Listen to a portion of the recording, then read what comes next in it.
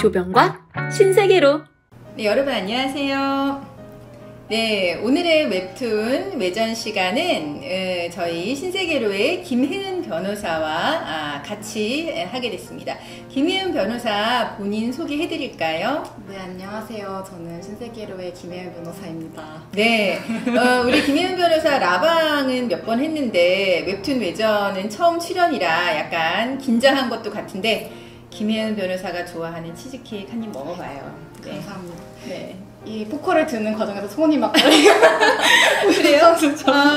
치즈케이크 원래 좋아해요? 네, 좋아합니다. 아니, 카메라 앞에 서는 거는 이렇게 떨면서 카메라로 찍는 영화는 우리 김혜은 변호사가 엄청 좋아하잖아요. 네. 우리 김혜은 변호사 이력 중에 한국영화진흥위원회에서 근무한 이력이 있어요. 네.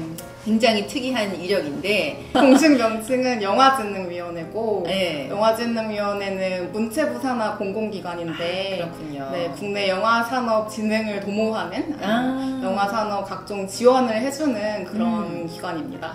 실제로 영화를 진짜 좋아하잖아요. 영화 정말 좋아하죠. 네, 지금까지 본 영화가 총 지금 그 왓챠에 이제 별점 매기는 걸로 영화를 본 편수를 등록하는 그런 기능이 있는데 그거 기준으로 이제 한 2,600편이 넘었더라고요. 2,600편. 네. 와, 나는 260도 안 되는 것 같아요. 네, 지금 기억나는 영화 26편도 안 되는 것 같은데 영진이에서 근무하면서 우리나라 배우들도 진짜 많이 봤을 거 아니에요? 많이 봤죠. 제일 잘생긴 배우는? 요즘 핫한 티모시 샬라메라는 티모시 샬라메? 네, 듄이라는 영화에도 네. 출연했고 뭐 사그나 씨들 뭐 이런 영화들에 출연한 아주 훈훈한 네, 저 안 그래도 팬이었는데 이렇게 보게 되어가지고 정말 너무 설렜어요. 그때 기자회견 자리에 운 좋게 들어와가지고 그냥 가까이서 봤거든요. 남자 배우들만 인상이 남았다. 네, 맞아요. 여자 배우 중에 가장 인상 깊었던 별로 없었어요. 네, 그래요. 알겠어요. 우리 이제 웹툰 외전으로 들어가서 이 사건 같은 경우 이제 1심에서 패소하고 우리한테 온 사건인데 간단한 사실관계 설명해 드릴까요? 이 사건 같은 경우는 한 13년 정도 혼인 생활을 유지했던 부부였고 아이를 둘 두고 있었어요. 네. 그런데 이제 갈등이 많고 해가지고 어느 정도 이혼에는 동의를 해서 재산 분할이랑 양육권에 대한 다툼이 있어가지고 소송이 제기가 되었고 네. 그런데 뭐 재산 분할도 뭐 다툼이 있긴 했지만 그때 큰 쟁점은 아니었어요. 어느 정도 합치가 이루어졌기 때문에 문제는 저희 의뢰인이 이제 두 아이를 키워온 가정주부로서 당연히 이제 두 아이에 대한 양육권을 주장을 했는데 1심 판결에서 두 아이 양육권이 다 아버지한테로 넘어간 케이스였어요. 네. 그래서 이제 깜짝 놀래가지고 이제 판결문을 들고 신세계로에 찾아왔던 사건이었죠. 네, 그쵸? 이 사건에서 그럼 가장 흥미로웠던 점은 어떤 거였어요? 그러니까 흥미로웠다기보다 좀 인상적이었던 점이 사건을 제가 이제 2심을 수행하게 돼서 받고 1심 기록들을 보는데 뭔가 1심 기록에서 저희 의뢰인의 주장이 제대로 제출된 게 없는 거예요. 뭔가 증거도 제출된 게 2개가 전부였는데 그것도 다 부동산 관련, 부동산 등기부등본과 시세자료 정도고 양육권에 대한 주장이 거의 없었어요. 세상에. 아마 엄마니까 이제 뭐 양육권을 뭐 뺏기겠어 이런 약간 아니란 생각이었는지 그랬는지 모르겠지만 그런 주장이 제대로 돼 있지 않고 1심 그런 사건 기록만 보면 마치 우리 의뢰인이 너무나 나쁜 엄마인 것처럼 묘사가 되는 거예요. 세상에. 제가 봐도 상대방의 주장만 보면은 이렇게 뭐 1심 판결이 이렇게 났을 수도 있겠다 싶을 정도로 너무 주장이 안 되어 있었는데 막상 저희 의뢰인하고 대화를 하다 보면 엄청나게 이제 아이들을 사랑하고 가정에 굉장히 충실한 어머니시고 또 그렇게 소홀하게 한 점도 없더라고요.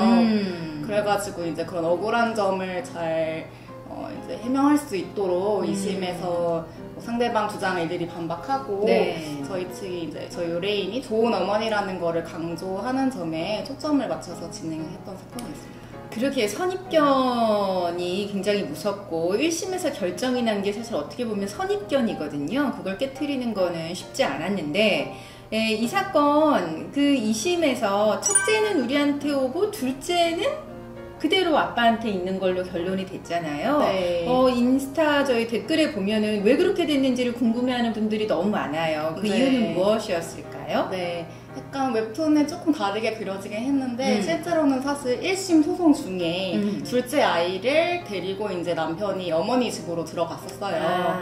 그런데 이제 저희 의뢰인 얘기를 들어보니까 이제 그렇게 이혼 소송이 시작되면서 원래 가정에 그렇게 관심도 없던 남편이 맨날 네. 골프 치러 다니기 바빴던 남편이 그 이제 둘째 아이한테 특히 데리고 다니면서 선물도 사주고 뭐 외식도 같이 다니고 세상에. 하면서 약간 한숨을 하는 그런 모습이 보였다고 하더라고요. 또 둘째 아이가 한창 좀 약간 이제 사춘기를 시작하려던 시점이고 공부는 하기 싫다 뭐 이러는 시점이어가지고 학원도 다니기 싫고 학원 없는 시골에서 살고 싶다. 네, 그래서 학원 없는 네. 곳으로 이제 떠난 것 같아요. 아이랑 같이. 그래서 어쨌든 그렇게 아이를 그러니까 분리되어서 있는 상태였고 이미 네. 소송 중에 네. 그런 와중에 어쨌든 지금 남편에게 다 양육권이 넘어간 그런 상황이었었죠. 네, 참 안타깝습니다. 네. 보통 아이는 이제 둘을 떨어뜨리지는 않긴 하는데 이 사건 같은 경우 좀 아이 둘의 의사가 약간 명확했고, 그죠? 중간에 이제 2심 진행하다가 결국은 원만하게 조정으로 끝나서 이제 그런 거죠. 네. 그리고 저희 이 사건 웹툰의 댓글 중에 우리가 붕어 싸만코 결의를 다지는 그 장면이 있는데 왜 우리 김 변호사는 특별히 뭐 소세지라든지 뭐 특별히 좋아하는 간식이 없냐, 이거를 또 궁금해하는 분들이 많이 있었어요. 우리 김 변호사가 특별히 좋아하는 간식은 뭘까요? 네. 안 그래도 근데 또 그 인스타 댓글 중에 인상적이었던 네. 게 이 정도면 붕어 싸만코 PPL 들어가야 된다. PPL. 맞아. 네, 이 사건 그리고 김혜인 변호사로서 처리하는데 가장 까다로웠던 점은 어떤 걸까요? 까다로웠던 점이라면 아무래도 또 이제 저희 의뢰인이 둘째 아이에 대해서도 양육권을 가져오고 싶어 하셨어요. 맞아요. 그리고 둘째 아이도 이제 얘기를 들어보면 엄마도 이제 살고 싶은 의사가 있더라고요.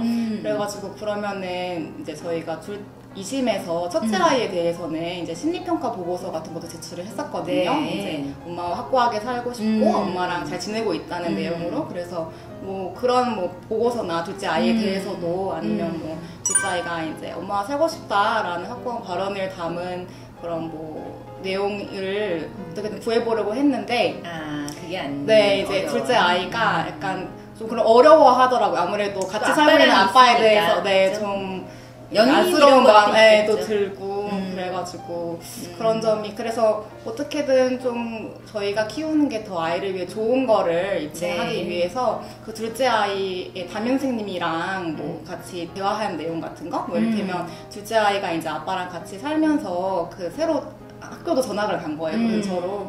거기서 적응을 잘 하지 못하고 있다라는 내용을 말씀을 하시더라고요. 그리고 그런 내용도 제출해보고 뭐 아빠라니까 이제 양육자로서 좀 불리한 점 같은 것도 열심히 설명했는데 그 점이 안타깝게도 받아들여지진 않았습니다.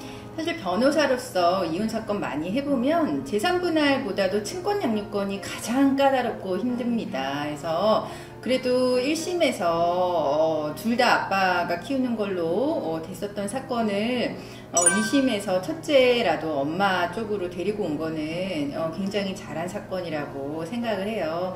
김희연 변호사 고생했고요. 우리 라방은 여러 차례 했는데 웹툰 외전 처음인데 어땠어요? 또 얘기하다 보니까 아마 영화 얘기를 하면서 또 배우 얘기 티모시 샬라메를 한번 생각하면서부터 긴장이 확 풀려가지고 그렇군요. 네. 자주 흘러갔던 것 같습니다. 네, 티모시 샬라메 감사합니다. 네, 오늘 웹툰 외전은 여기서 마치겠습니다. 여러분 다음에 또 찾아뵙겠습니다. 감사합니다.